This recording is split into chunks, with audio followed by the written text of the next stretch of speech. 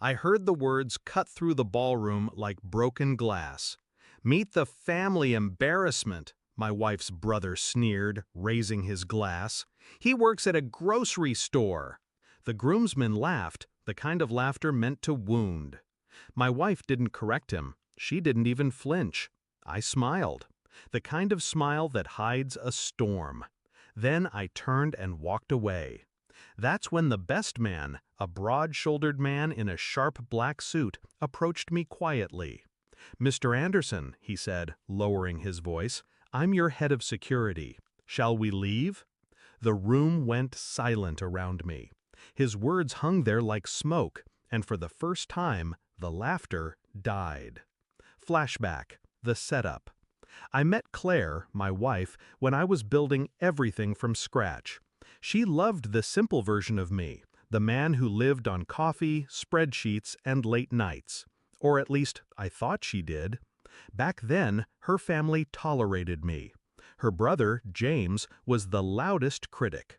He called me a dreamer, a wannabe businessman, unworthy of his sister. He wore his arrogance like a tuxedo, tailored, polished, suffocating. But Claire insisted she loved me, that her family's approval didn't matter. I believed her. Belief was my mistake. Discovery of betrayal. The signs came slowly. Claire stopped asking about my projects. She rolled her eyes when I missed dinners for work. When my company began scaling, she didn't celebrate. She complained about my secrets. Secrets? No. Plans, calculations, risk after risk, lined up like dominoes, waiting to fall into fortune. Then I overheard her one night on the phone with James. Her voice was sharp, mocking. "He still thinks he's building something, but let's be honest, he's just a grocery store manager with delusions." The truth hit me harder than any punch. She had been laughing with them all along. Shift in mindset. That night, I stopped being her husband. I became her judge. I didn't argue. I didn't confront. I did what I do best: strategized. I buried myself deeper in my work, in acquisitions, in partnerships. The world thought I was a ghost, a quiet figure drifting through business circles. But ghosts move silently for a reason.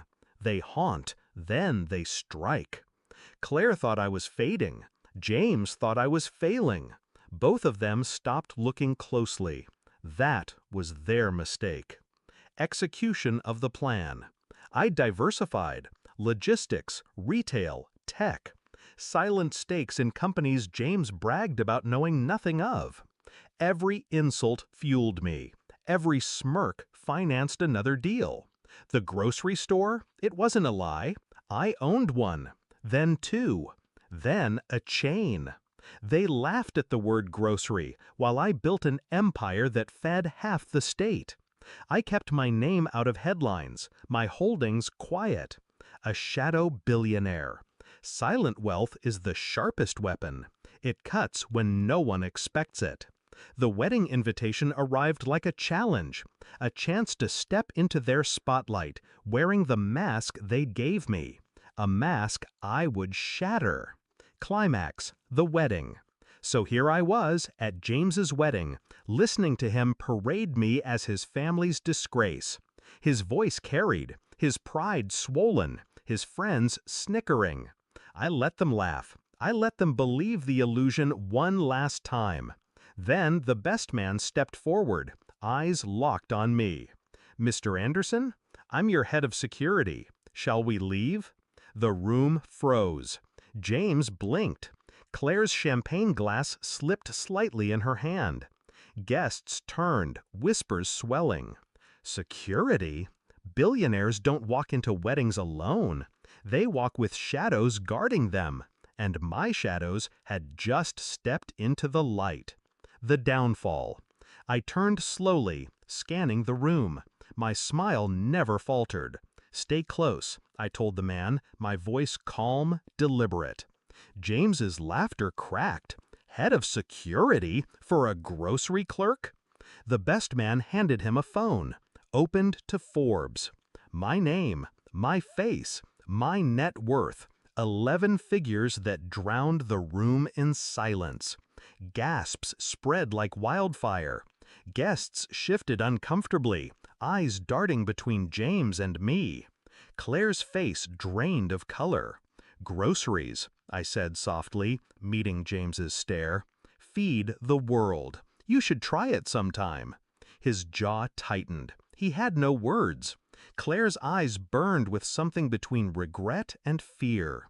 I'd seen that look before, from competitors who realized too late that I'd already won. Resolution. I left the wedding without finishing my drink. My security closed ranks around me as the whispers followed. Behind me, I could hear Claire calling my name, her voice trembling now, stripped of arrogance. But I didn't turn back. She had chosen her side long ago. Walking out into the night, I felt no anger, no heartbreak, just clarity. They had called me the family embarrassment. Now I was the family reckoning.